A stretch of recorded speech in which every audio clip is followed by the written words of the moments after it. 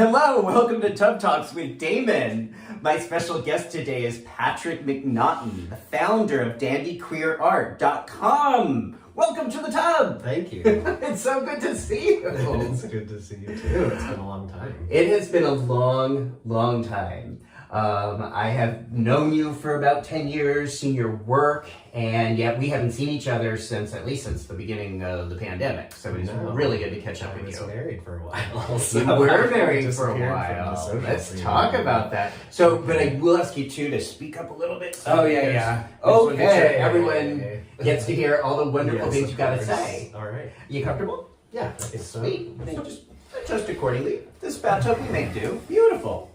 So, Patrick, one of the first questions I'm asking my guests is, what do you like most about your body? Well, there's a couple of answers to that, but I think if I had to pick one of sort of, objective physical things about my body I like is my legs. Ooh, what do you like about your legs? So Can we see? We show? Ooh, yeah. They're muscly, They are. Yeah, they get thick pretty easily. So they're low maintenance muscles on my body that also are hidden a lot, I think. So it's something that when I take my clothes off, people are surprised by it and are like, oh, I didn't realize you had muscly thighs. Yeah, very muscly legs. Is that something you work on, or that just comes naturally? I work on my whole body. This is not a natural, naturally occurring body, but I work out. Right now, I'm working out again. I wasn't for a month because I was on tour for a bit, and so I'm.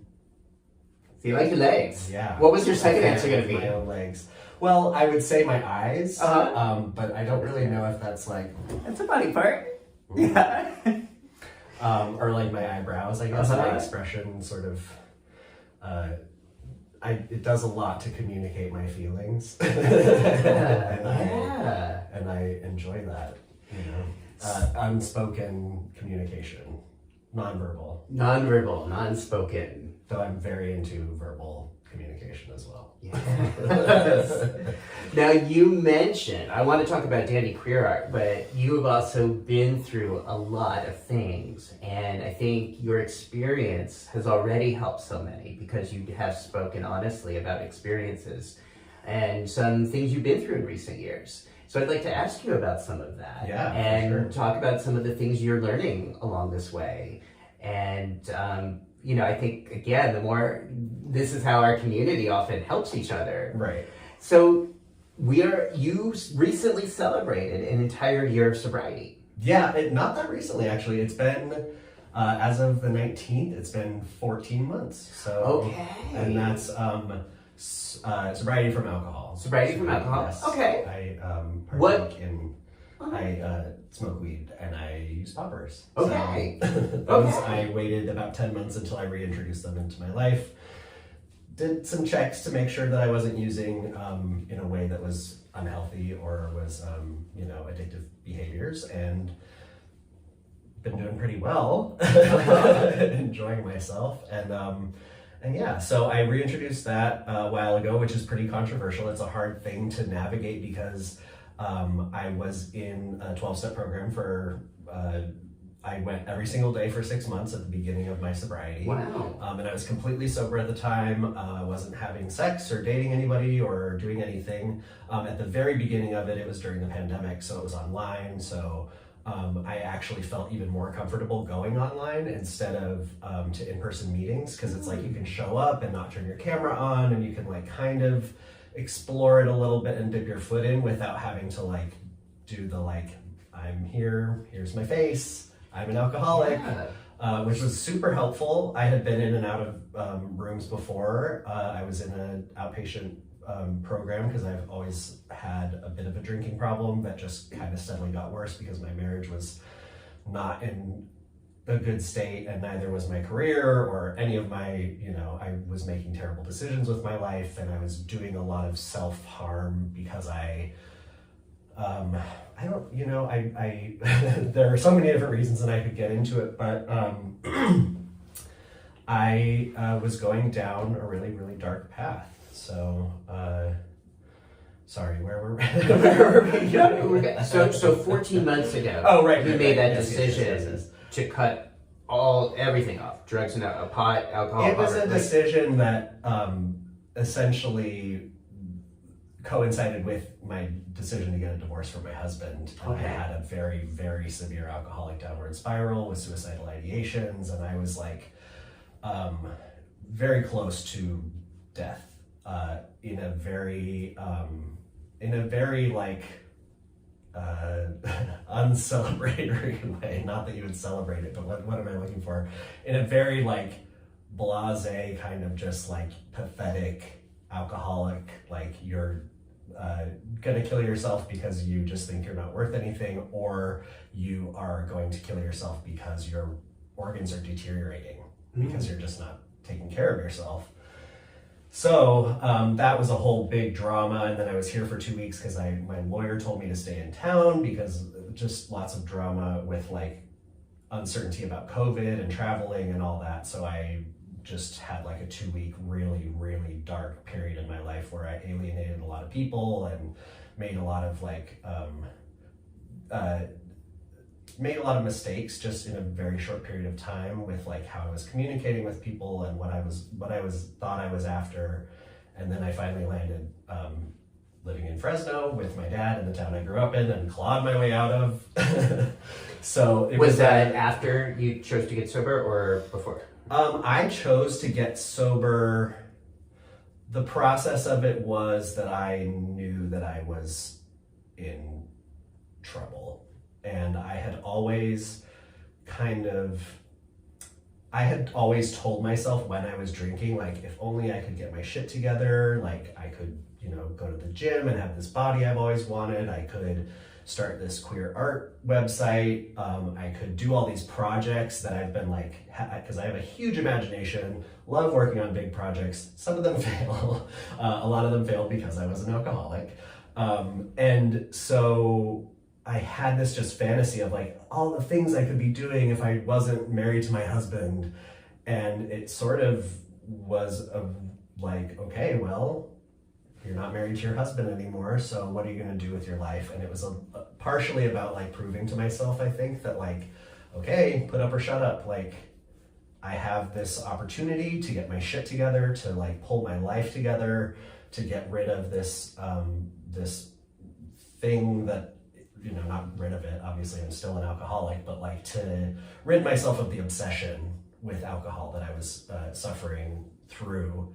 And that was sort of the turning point was just like all of everything falling apart and me kind of being like almost relieved, because it was like, I don't have to keep this up anymore. I don't have to like be with a husband who also drinks. I don't have to like, I don't have to be accountable to anybody, which put me in a position of really only being able to be accountable to myself and having no one else to blame but myself. So because I had that like extreme isolation, like people were reaching out to help and everything, and I had some very good friends help along, but like as far as supporting me, like I didn't have my husband, I didn't have some family members that I had alienated in the process of me being an alcoholic mess. So really my dad was like the only person who in my life who was like, come live with me, everything's gonna be okay, get your shit together, you're always welcome here. Wow. And then I moved there and we got along really well, and like I had no, except for that it was in Fresno, like I had no problem living with my father, and we ended up developing a really close bond that I'm still really happy happened. That's also one of the complications of like the whole alcoholism thing, is that like my life is so wonderful now, and it couldn't have happened the way that I wouldn't understand the world the way that I do right now without having gone through all of that shit. So I'm kind of grateful for the experience, even though it's like really fucked up to be like kind of happy about like everything falling apart in my life. But it's gotten me to where I'm at now, which is like this, I'm in New York City. I have a queer art website that's like getting more and more successful. I am making a documentary. I just have like this laundry list of like ideas that are coming to fruition that like never could have happened if I wasn't sober. That like even just from drinking and like feeling hungover the next morning and all that sort of thing, like I don't do that anymore. So it gives me like, that's one of the things with sobriety is like you just have so much more time because you're not wasting it like trying to escape from all of this shit you won't cope with. But you also have to start coping with your shit. So because that's all still there. Was there a moment there's often the phrase hitting bottom, which I think is kind of a funny phrase because hitting bottom can be never hit your bottoms unless they ask. No. But in 12 step, they do refer to sometimes that moment where you know you got to change or die. And I'm wondering, did you have a moment like that? Or actually, it didn't really happen that way for me. I had a plan, which was to go back to California and figure my shit out. And my rock bottom, like, there were so many rock bottom moments before that were just like major red flags in my marriage and in my life and in my personal, drinking problem, that I just got so tired of it. It just got to the point where like, like The Boy Who Cried Wolf, or like anything that just like keeps happening in this cycle, that like that starts to be what's depressing you. The fact that you just can't get out of this cycle of like drinking just on the weekends or drinking just after 5 p.m. and like trying so hard and like being so obsessed with like when my next drink is, that like you just have no control over how the rest of your life works. There's no like real schedule to it. There's no reality really anymore, because it's just so weighed down. Like there's a freedom, there's a lot of responsibility in being an alcoholic and staying sober, but there is a freedom in like not having to worry about like, where's my next drink coming from? Because I know people who do like dry January and it's excruciating toward the end. Whereas people who are just giving up forever, it gets better toward the end of the first month, because it's like you're seeing yourself start to gravitate away from that, like that obsession with alcohol, and you're seeing yourself gravitate more toward it. Whereas with like dry January, you're expecting February 1st to come and you can't wait for that to happen. So that's not like proving to yourself that you're not an alcoholic. It's just saying like, I cannot drink for 30 days. Right. Or not alcoholic, but like that I don't have a drinking problem, or that I, and not that I have anything against dry January, like don't drink. But and not that I have anything against drinking, like I really don't. I can't drink. I have had enough drinks for one lifetime, and like, I'm done. Is there a family history of alcoholism? There is actually. My mother was an alcoholic, but she stopped drinking when I was 1. And I never, like, not that I remember anyway, but I, too young to remember if anything happened significantly. I think that she just saw it getting out of control and stopped herself, which respectable. And so there's alcoholism on that side. My dad's not an alcoholic. My sisters, like to drink a little bit, but they're not alcoholics, like not like I am. Do you feel like there's a genetic component to your alcoholism? I think there's a lot of debate. I think in all of science we try to find a solution to things, whereas like especially with things of the mind, it's a sort of confluence, is that the right word, of variables that like, yes, there are things that push you more toward toward this X thing, but it's not that's what causes it, so we need to cut that out of people's lives. Like there are people who go through the shit that I've gone through in my life and aren't alcoholics. There are people who were born in my family that aren't alcoholics. So me being gay and me sort of coming from somebody who was an alcoholic, raised by somebody who had an alcoholic sort of personality, even beyond not drinking. Like being sober doesn't necessarily mean that those tendencies go away. You're still there with yourself, figuring out your shit. So it is not an end-all be-all solution. It's just an ability to start figuring your shit out because you're like avoiding it so hard, you know? What was the scariest part of that for you? To face your alcoholism and make these changes? The scariest part is, for me in that situation, the scariest part was admitting that like I had made decisions against my better judgment and had sort of led a lot of people down a path of me being overly self-righteous and at the same time being so insecure that I just destroyed relationships left and right. So that was really a difficult thing to kind of confront, is that like I made all of this happen because I did. I want to be like, oh, it's a disease. I want to be, and it's not that I just mocked those people, but like, do I believe it's a disease? I believe that it can be interpreted as one. People interpret it as something like an allergy. People interpret it as very different things that come from very different places. A lot of people look at it as like, okay, you were raised in an alcoholic household, maybe that's why, or you were raised to like cope with things by finding chemical whatever. Genetically, yeah, I do believe that there's some kind of predetermined thing that is the chemistry in your brain is more inclined toward the enjoyment and realization that is a solution than it would be for other people, and like that your brain sort of creatively figures out like this is a way I can stop being stressed out, this is a way I can stop being anxious. And then there are other things that, I could have just been a problem drinker if I had had a full-time job, but there are things that escalated into like full-blown alcoholism where your organs are shutting down that are, unfortunate circumstances in your life, trauma, early childhood trauma that you haven't coped with that comes back when you're like unemployed and thinking all the time. So and that's for you. Yeah.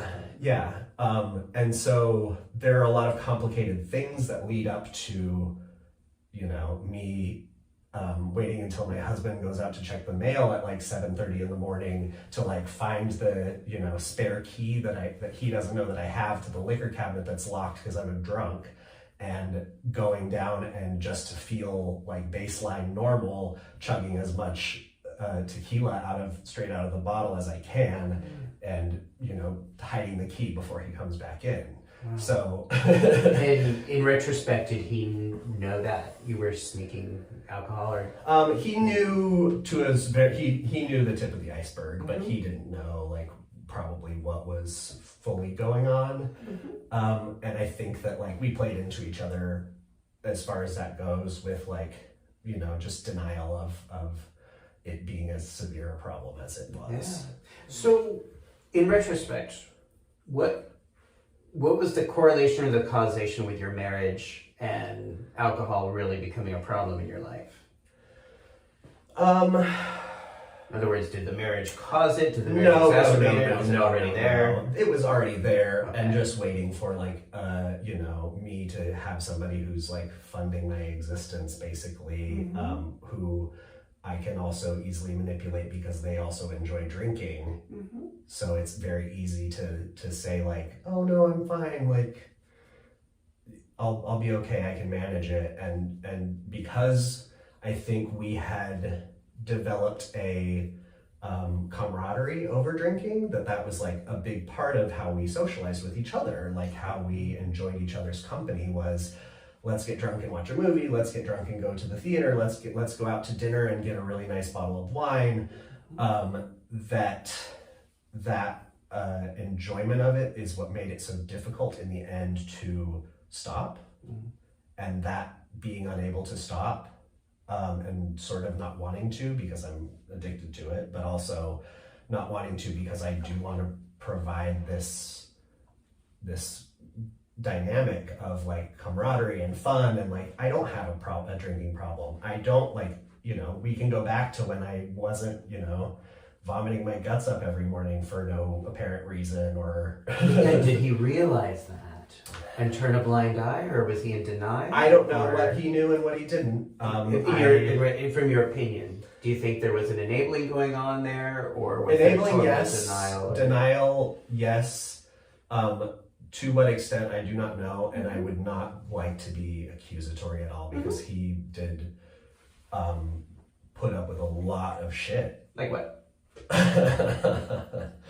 Like me throwing stuff at him, like me, being emotionally abusive. I think there were circumstances where I was a little bit emotionally abused, but I kind of not in all of them, but in a lot of them, I aggravated that and I provoked it. Not to say oh, it's my fault, that I was emotionally abused or whatever, but there were some cases where I was looking for a fight and I started it, For the purpose of what? Thing. Having a reason to drink more, or just for causing drama? No, I think I just was desperate for attention, and I think in that relationship, attention, I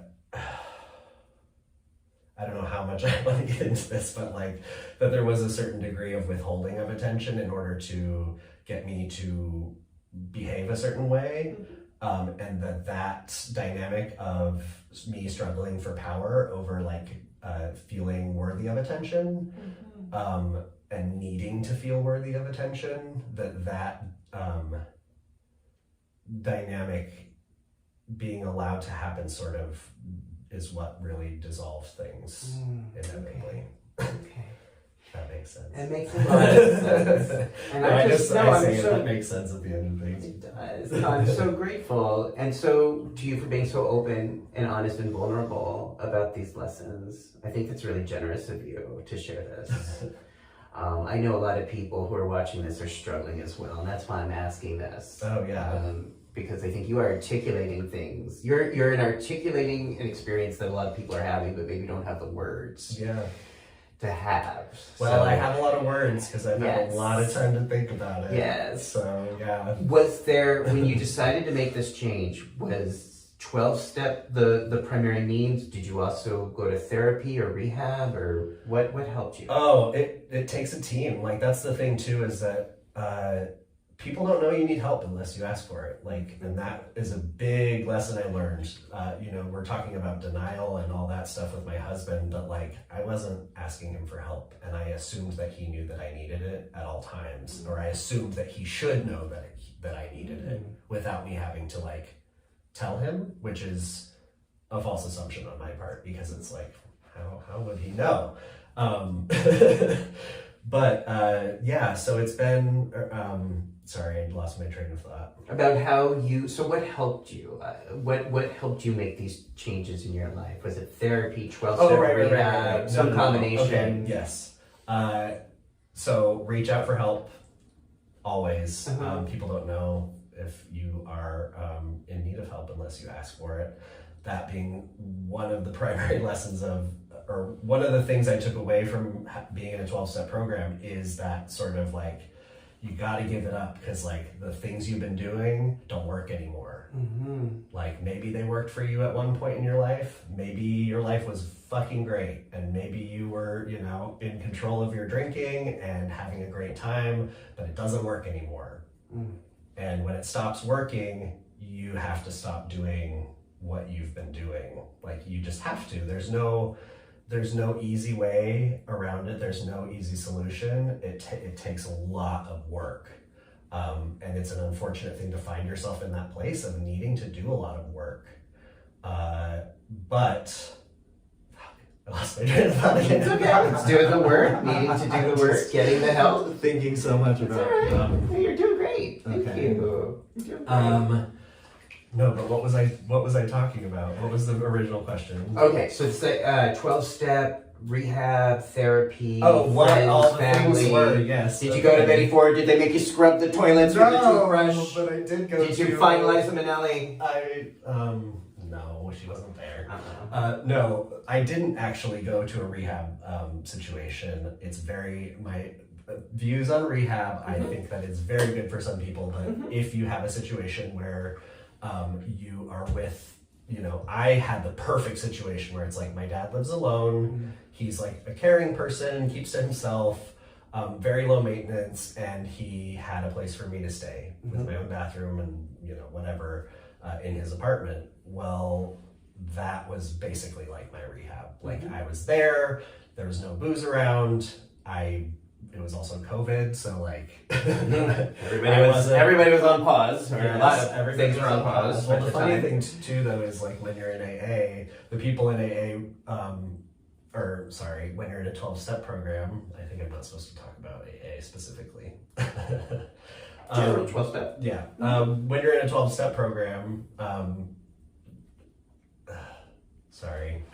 Okay. You're great. You're doing great. You're doing great. You're doing great. You're wonderful. You're doing wonderful.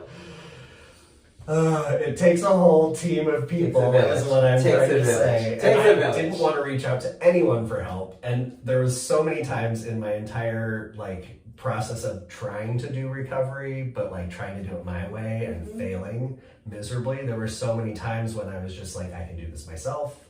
I don't need to involve anybody else. There's the fear and the shame are the things that like keep you from, you know, oh, what will people think if I reach out to them for this? And people have a lot of respect for people who can admit that they have a problem, especially if that problem's affecting them or they see that you're hurting. Like they want for you to, a lot of times, like people want you to realize, because if you want to get sober, like you have to want it.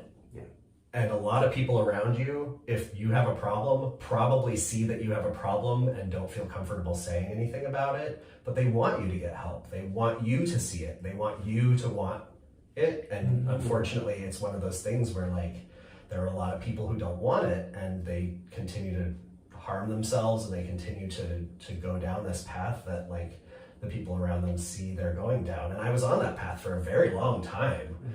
And it took, you know, hopefully it doesn't take everybody, you know, losing everything in their entire life and almost dying in order to get there. But for some people, myself included, it does take that. Did you actually make a suicide attempt? No. Okay. Did you think about it? Like I how did, to do it? yeah. I was planning it, and that it's happened to me before in my life, so it wasn't like new and scary and like, you know, I hear about suicidal ideations and people are frightened by them, and they should be, but it's something that I've dealt with in my life, and it was something that I had thought like I'd gotten away from because I like had this sense of security. I was in a marriage where I was taken care of, and like it was sort of, you know, what could I not want to live for? Like my life is so great on paper, but I just wasn't living for myself, and I wasn't giving myself enough respect because I didn't know what I wanted. Wow. Thank you. Thank you. So in my so one of the things you mentioned earlier was pot. And in my personal life and my clinical life, I'm a really firm advocate of harm reduction. And harm reduction is not totally opposite of 12-step, in my opinion. No. Because I think so abstinence either. can be a form of harm reduction. However, I do find in the 12-step community, sometimes there's a reluctance, resistance, rigidity to not work with harm reduction. And harm reduction means sometimes introducing something that gives one pleasure in a way that mitigates risk and does it in a very conscious, mindful, risk reduction way. Yeah. Right. And I think that harm management is very good for some people. I think in my circumstance, I needed to be in a full, you know, having nothing in my life that would alter my state. And I think for everybody who is sort of in that place, I think it's good to start there, because I think there is so much that you learn when you like kind of realize complete sobriety, which takes months. And this is complete sobriety by like 12-step standards of, you know, I mean, there are some caffeine addicts in there. But, and that's a little, in general, that's often one of my criticisms of 12-step. Again, I'm not against what works for somebody. It's Trust me. when people are harsh against people who use pot or poppers or are finding that they're able to use a substance without harm that I've heard some people be condemned or shamed or judged. And now those are often the people drinking tons of coffee in one hand, smoking a cigarette with the other, and reaching for that sugar donut over there, you know. Yeah. So they are using chemicals to enhance their mood and state of mind. Replacements, yes. Yeah. And that's a tricky thing too, you know, even just the fact that like at a 12-step meeting, coffee is like the thing, right? Like, and it is a mood altering drug, and it's like, and it's very addictive. Here's a nice replacement for your addiction. Right. You can get addicted to this, and it's fine. Right. Okay. So did that? So what helped you then to reintroduce marijuana or be able to appreciate other pleasures in a way that wasn't harmful for you? The way that I got to that was seriously by cutting everything out. Mm-hmm. Because what you find in cutting everything out, or what I found, I should say, is there's a lot of realizations that you can't come to except for on your own about how to cope with things that you're shoving away and that you're trying to hide from yourself, mm-hmm. and about communication and about honesty that you can't find when you are in an altered state.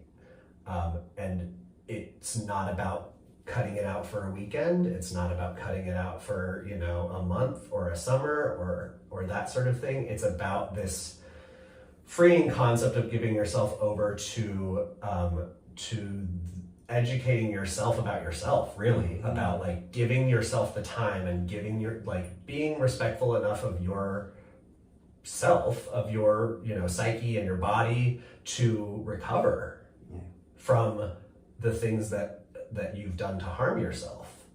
And once you've sort of, you know, and things like sex and shopping addictions and gambling and all that stuff, like, are things that I, you know, wouldn't think that you should be doing while you're in a 12-step program, but that you should also cut those things out because you. And you say sex is one of those things? Yeah, I think for a short period of time, it's healthy to like not have something to run to as an escape mechanism, because that tends to be how you replace your addiction, mm-hmm. or in my experience, mm-hmm. Is, you know, oh, I can smoke weed now. Okay, well now I have weed to like not have to manage my shit and not have to like take a personal assessment. Now I have something else to sort of veg out on. And I do very much think that like there are medicinal properties of marijuana that you know exceed some of the negative things. But if it's something that you can do, I think, you know, do it for yourself, you know, do that, like finding that point where you really just want to pick something up to escape and have fun or have a good time. And you can realize that like you don't need it in order to have fun or a good time or in order to escape, that you can actually kind of process your emotions and your thoughts and come to your own escape in having, you know, put that burden down. Mm-hmm. When you get to that point, that's when it's like, oh, okay, I have this realization. So now when I smoke pot, I am conscious of that like if I'm desperate to have another, you know, toke, it's like, well, why am I doing that? Mm-hmm. So you're really mindful about it. So I'm super mindful about it, which you know, there are different paths to get there. Yeah. Like harm reduction is one path to get there, and I think that works for some people. It didn't work for me. I tried harm reduction for a long time. But I'd say you're using pot and abstaining from alcohol, and that's harm reduction. That's an example. Yes, absolutely. But in my case, for my sobriety, I don't think I could have found using pot in a responsible way, mm-hmm. unless I had been full on sober, at least for like 6 months, probably, because that. Around 6 months, and you know, ask the alcoholics, like they've been through it, they all know, and they're all kind of sitting in a room somewhere chatting about it. Mm-hmm. So like and you find that there are people who subscribe to, it is your own program. It is you are running your own thing here. Let's remember, I just want to make sure people heard that. I totally agree with you, but I think that gets lost. Ultimately, it's your body, it's your program. You have to find the path that works for you, that's healthy for you. And I also, I have a bunch of issues with the sort of religious element of things that is claimed to not be there, but is, because there are different ways of looking at life. But I personally found a queer group of people online, and that put me in a place of feeling comfortable enough to give my everything to the program, because I knew that these people are not going to ask anything of me that's unreasonable to ask. With the whole sex thing, it's a recommendation with some people more than it is you can't have sex for a year. It's an important thing to think about, before you jump in the sack with somebody after you've been not drinking for 2 weeks. And there are a lot of complications with relating to other people that can cloud your judgment, I think, in making decisions about using. And I think that that's one of the big reasons, is because when you do find a way of seeking pleasure that works, or you can latch onto someone else and attach your problems to them in certain ways, and then it becomes its own problem rather than that being the solution to I'm sober, and it takes a long time before you can really relate to other people on a different level than you have been relating addictively. With honesty, communication, all these things that you're not quite ready for yet without having done a full self-assessment. Yeah. Well, it sounds like a lot of this is really spending that time getting to know yourself, getting to respect yourself, your mind, your body, your thoughts, your feelings, to really know that person before you reintroduce any other chemical substance, or to really know who you are before you alter your thinking. Right. Yeah. I mean, that's what it's all about. That's what kind of any 12-step program really is about. We're going to back this whole fucking truck up, and we're going to start from the beginning, which is admitting that you have a problem and that your life has become unmanageable, which is something a lot of people have a difficult time doing when their lives have become unmanageable, because everybody wants to believe that they have the power to change their life around by themselves. And that's just, there are some people who can't do that, who are past the point of being able to manage themselves because of their chemical dependency on alcohol, on crystal meth, on anything, on cigarettes, on coffee. Okay. So how then, you mentioned earlier that once you started getting to know yourself and take care of yourself in this way, you started to have focus and energy for some other projects that were important to you, that were meaningful for you. There's a few of them. I want to start with Dandy Queer Art, because we're going to put the link right down, dandyqueerart.com. Yes, go to the link. What I think is really awesome is that's all right, is how you have so much different representations of erotic representations of so many different kinds of men on that website. We often see in media and social media in the gay community that when there's a focus on sexuality or erotic expression, that it's quite limited to a very limited sort of twink type. And I really appreciate that the art that's featured on your website shows people, beautiful men of all ages and sizes and races, with hair, with smooth, just really celebrates the human body. Was that intentional? Yes. No, it's not. Tell me how you came to it. It is a little bit accidental. I personally have a pretty broad range of my standard for attraction to men. There is so much beautiful about humanity in general, men specifically to me, that I just find it difficult to not find beauty in a lot of different types of masculine forms. And it's it's a little bit more of a buffet that way. You don't always have to have the one thing. Can't eat dinner at the same restaurant every night.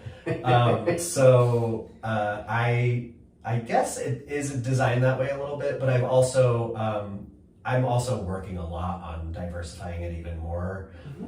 We have trans artists, and we have the interesting thing is it originally started because I didn't know exactly what kind of art was going to be on it, because it was like, well, I'll build it and then see kind of like, I have a lot of friends who are white men who draw, naked men. So that sort of was where I started, and that's kind of given it a little bit of a backbone. Fortunately, a lot of them are just like, New York queers. So there's a very broad range of like body sizes, body types, like skin color, everything. I was going to say religion, but probably not. I think I did see some people praying and bowing down. Well, there are circumcised and uncircumcised men. That's true. Yeah, so yeah, it just like naturally the content has been very diverse. I'm trying to get a little bit more of artist diversity, having a lot of conversations lately with people though, because because of the socioeconomic circumstances of like being an artist, in a lot of cases for people that means that their lives are funded in some other way by their parents or by a secondary job, and a lot of times that makes it so it's more difficult for people who are of lower socioeconomic status, which tend to be people of color, makes it a little bit more difficult to like have the time to practice, to like develop a career, an art career, and to develop the skills that like put you on the level, because talent is talent, but like you have to put in the hours to find your artistic voice, really.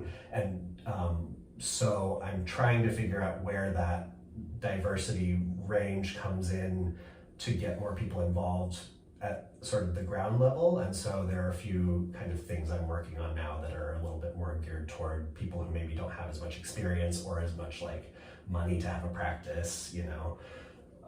There are some phenomenal artists that are, cis white gay dudes that are on the site. Obviously that's not the only voice I want it to have, because it's called dandy queer art, so it's like I want there to be queer voices and not just the sort of I want it to be all kind of masculine centric, because that's of my personal interest.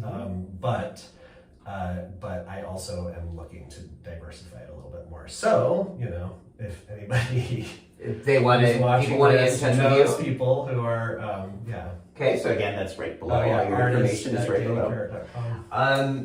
What I love, another thing I love about the website is that you have a section for band art. Oh, yes. Because in this day and age, yes, most people watching this know that on the meta overlords, the corporate Silicon Valley overlords, and their radical, increasingly radical conservatism, a lot of us are having pictures and representations banned and getting in trouble. And you have an entire section for this. Yes, and I also, interestingly enough, just got banned from Facebook for 3 days yesterday. Oh! So I had this whole... That's why they call it meta. Yeah. Meta. Okay. Sorry. No, that's ridiculous. And it's becoming, I think it's becoming worse. I think their conservatism is becoming more and more rigid. I think, and like, this is a little bit of a controversial take for anybody who's like working in this to have. The unfortunate thing about it is like it's their platform. They can really do whatever they want. Yeah. Like this isn't a freedom of speech thing. We can go away from Facebook. Right. They have the power. We We're have the consumers. power to do that.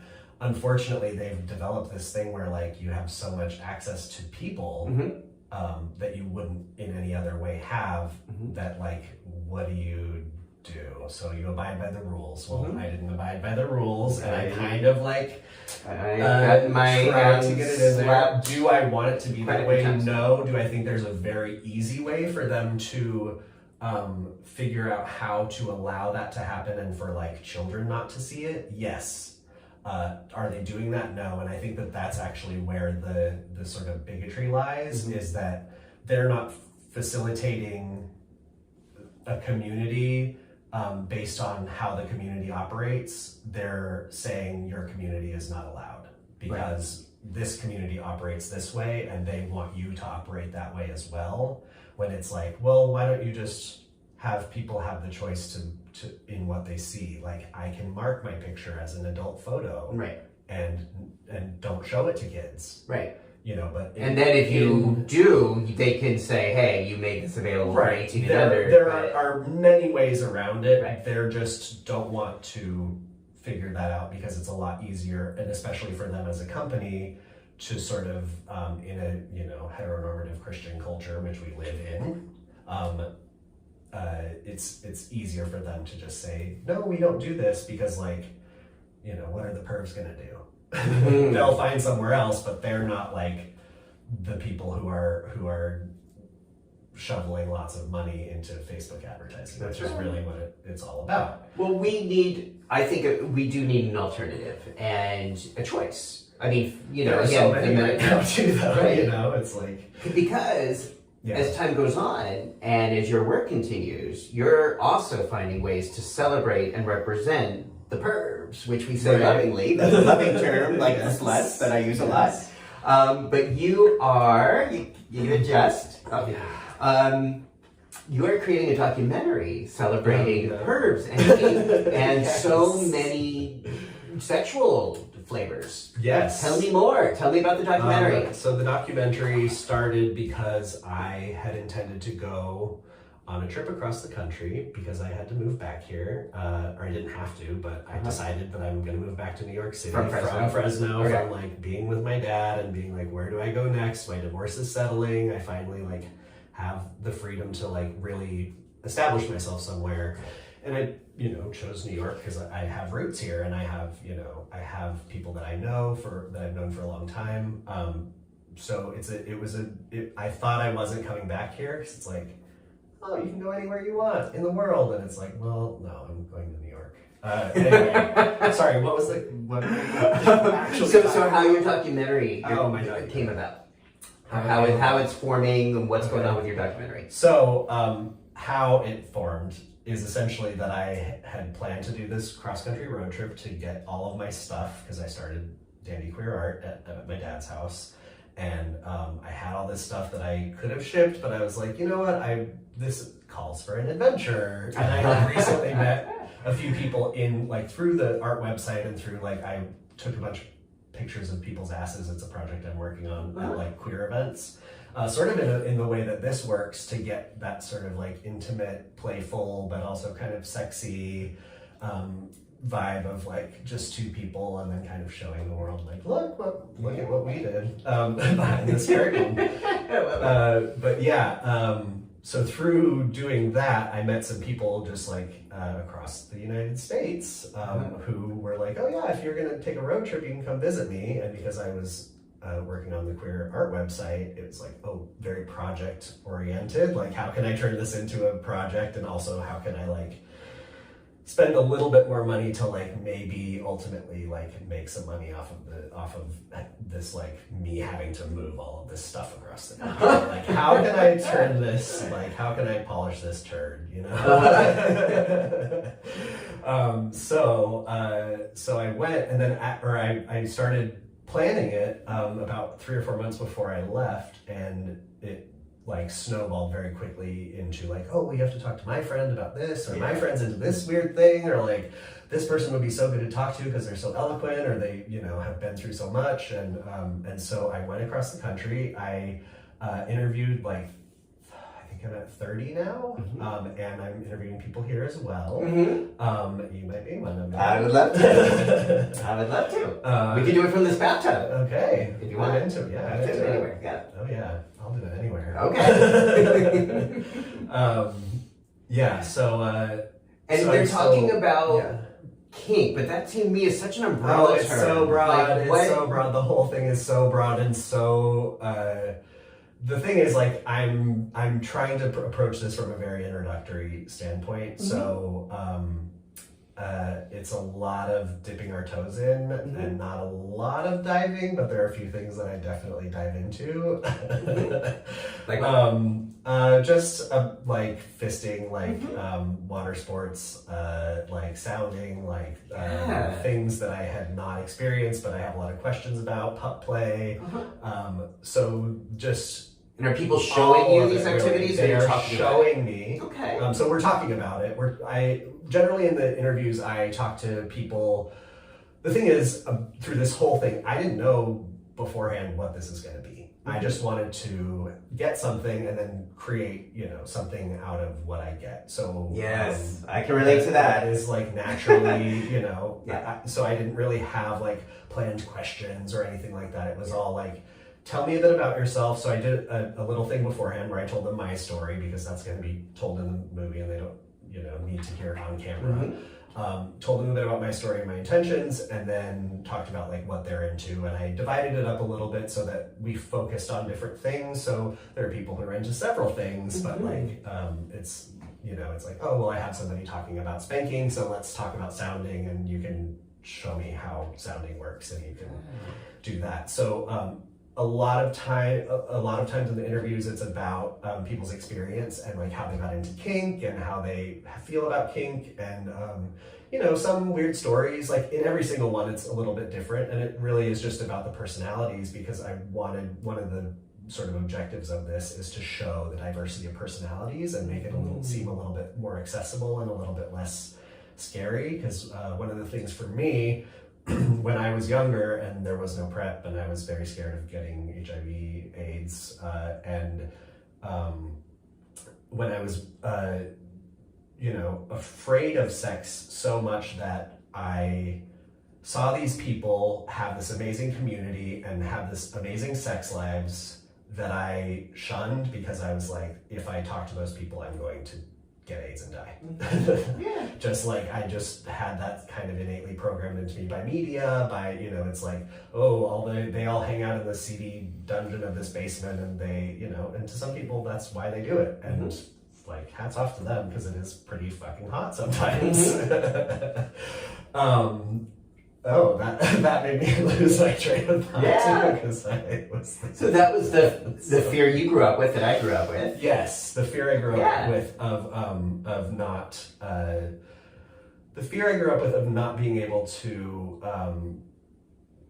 of having sex that would give me AIDS, but also of not being able. I also had this fear of like not being able to ever really feel sexually free because of AIDS, and because I had so many reservations all the time about like, do I want to get AIDS so that I don't have to worry about it anymore because I'm like anxious? Do I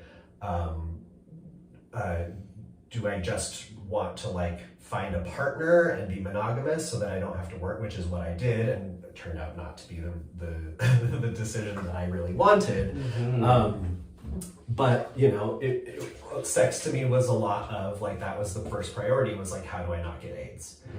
Well, now I know how I'm not getting AIDS. It's because I take PrEP every day. So that's completely eliminated, and now it's like, holy shit, like all these things that I had before been like, can't talk to these people, can't like get too close to these people, otherwise I'll feel conflicted and want to have sex with them and not be able to, or like have to like look like a bad person for not wanting to have sex with somebody who has HIV. You get in your own head about all the shit, and I don't have to get in my own head about it anymore, or at least that stuff. Obviously there are other complicated sexual issues that I have, just like any human being, especially queers, because we have a very strange relationship with sex, just on account of being raised in a society that others us because of our sexuality, and then sort of expects that we not express our sexuality or embrace that. So it's a difficult dynamic, and I also in the art website find that to be a really complicated thing as well. Of when I first started it, I was getting emails that were like,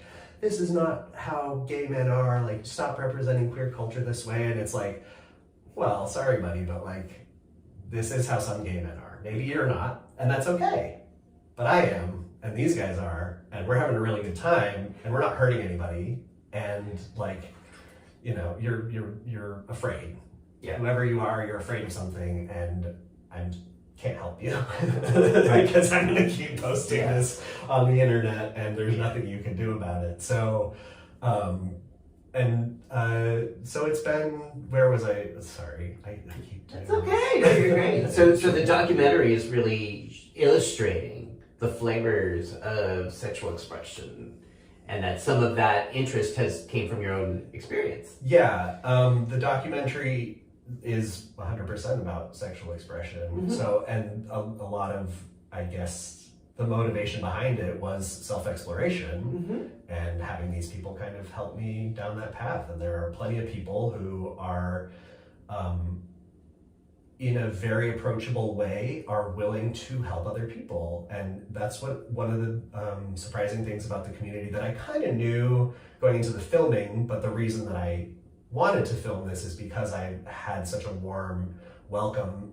That is, people who want to see that that things like communication and trust and honesty are tended to, rather than, you see a lot of people being taken advantage of, a lot of like drug use, and not to say that there isn't drug use in a lot of kink culture, but there are definitely people who want to introduce you in a way that is approachable and manageable and is about you and about finding a therapeutic way to engage with other people in this activity that for some people sometimes isn't about sex. It's about the dynamic of it, or it's about exploring relationships, and it's about exploring sensations, and about exploring how you feel about other people and about things being done to your own body. Are any of the participants talking about ways that sex helps them work through trauma and pain in their lives? Oh yeah, absolutely. Right? So I think people don't think about it that way, but that's often. Well, the interesting thing too is that like me thinking I'm this like academic, like approaching this from this like, I sort of had this hypothesis and set out to prove a little bit that, people who are into kink because there's been trauma at some point, and this is their way of coping with it, and this is their way of processing it. And it is that way for a lot of people, and I think it's very important to make that distinction. But not everybody. Like I was ready for like tragic story, and sometimes it's like a weird story of something that happened to them when they were a kid, and they just kind of like realized that this like excited them, or in a strange way, or just like, I developed it as an adult and it's just something fun that I like to do, or like this is like, I don't take it that seriously, or there are so many different reasons people get into it. There are so many different ways of practicing it. There are so many different kinks. Wow. And you also sort of start to realize like, no, it's not like all people who are into leather are this way, or this kind of personality, or encourage people to be this way. It's like, you can, be into leather and, do this whole cis heteronormative kind of white masculinity role play that some people do and are into, and that's great. I love fucking straight guy role play. And that's kind of what it is, but that's not what the whole culture is. And especially now, there are so many. I went to Cincinnati actually, which has like a super diverse leather culture now.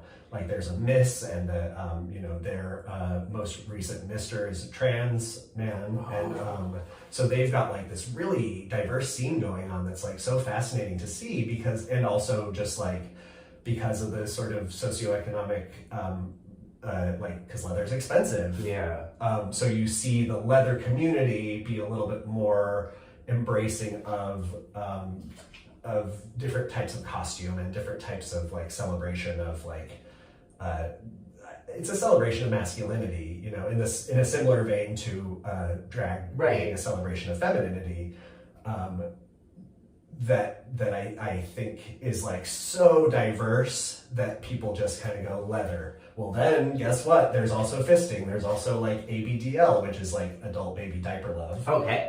Which has like its own sort of like thing. Pup play. I go into that a lot in this because there are a lot of questions people have, I think, or people have made a lot of assumptions about like what it means, but but like a lot of people outside of that community don't have a full understanding of like where it even came from, or like what the dynamics of the relationships of like if you're a pup and handler, and like what does this all mean. So this all kind of goes into like doing a pretty broad swath of like introducing everybody to different elements of them, and it will be a little servicey. Like there's some animation stuff I want to do of like you know, douching and like, you know, different ways of douching and like when it's necessary, or like poppers, or covering all these things that people think they know about, but like nobody really knows about poppers. Like, what's the difference between all the poppers, and what's, you know, so I'm doing some like servicey, like in the breaks between the things,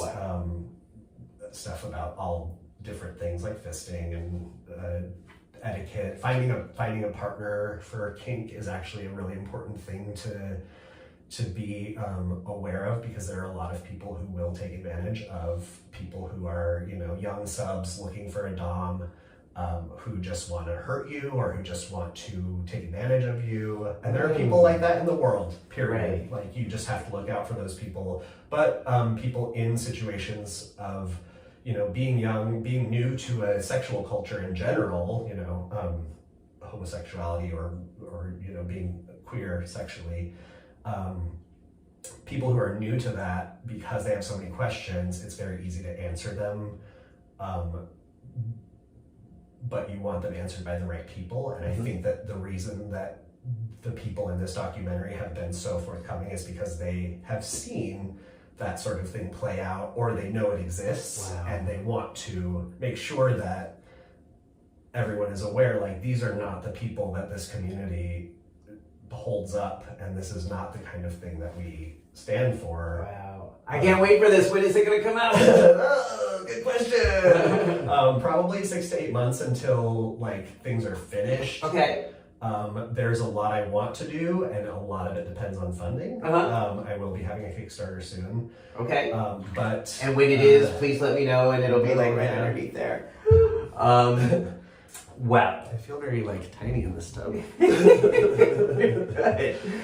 Wow. So, Patrick, there's so much going on, and when this documentary does come out, or when it's getting close, so I want to ask you, please come back to the tub, and we will talk about it, and we'll also talk about the Kickstarter and ways that people can be part of this, and really help celebrate and illustrate and all the wonderful facets of humanity. I feel like this is an area that we don't traditionally talk about, sexuality as a mental health expression, as a spiritual health expression.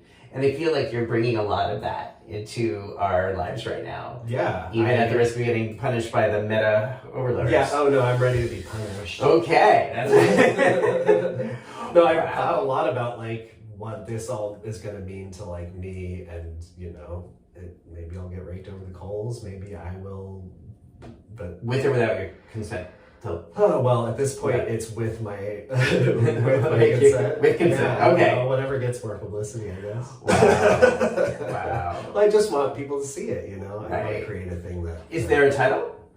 No. Okay. So it's still I work in I progress. thought about that on the way here, actually, because I was like, people have asked about that. No. That's And okay. if I say a title, which I have a title, and it's probably going to be the title, but if I say it and it's not, I'm going to cringe. Okay. So... Then we'll just make sure that, again, we'll update this, and we'll come back to the bathtub when there is a title. Yes. Yeah. You know, I always think of that documentary. Whenever you want. Cool. Okay. You're welcome back. Patrick, I want to thank you so much. Thank you for being here. Thank you for talking with me. Thank you for being so open and honest and vulnerable about your life and about your past. I appreciate you.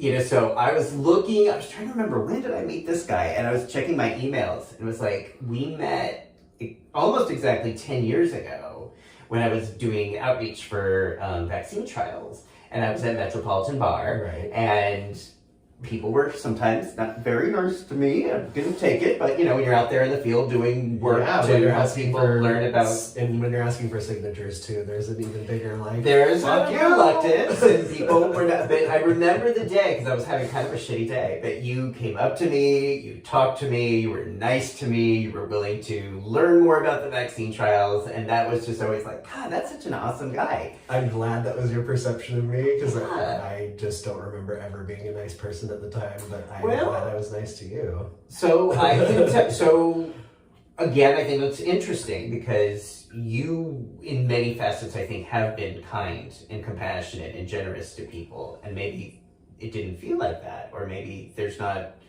your memory selects the times you haven't acted in accordance with that. But I think what I'm I've known, I'm aware of that. I'm very critical of myself, but right. That I know from like Project Achieve folks that your energy and was always so welcome and grateful. Good. That's and really kind. good to hear. And that is how I think a lot of people know you. Yeah, okay, well, good. So, thank you. That's really nice of you to Thank say. Well, Thanks. Sure. Okay. All right, everybody. Thank you so much for watching this episode of TED Talks. Links to follow Patrick are right down below. If you liked this video, press subscribe. If you didn't like it, make somebody you didn't like subscribe to it. You know what I mean. Subscribe to it anyway. I'm trying to get subscribers because once you have 1,000 subscribers, you can start to do live streaming. And at some point, I want to do live streaming. So if you want to do live Tub Talks, I can't do them right now because the YouTube overlords will not allow it. But if I get 1,000 subscribers, they'll allow it. So this is sort of my own Kickstarter, except I don't need money. I just need people to push the red button. Well, that sounds Push the red easy. button. That sounds super easy. Yeah, push the red button, subscribe. All right, everybody. Thank you so much for watching Tub Talk. See you next time. Bye.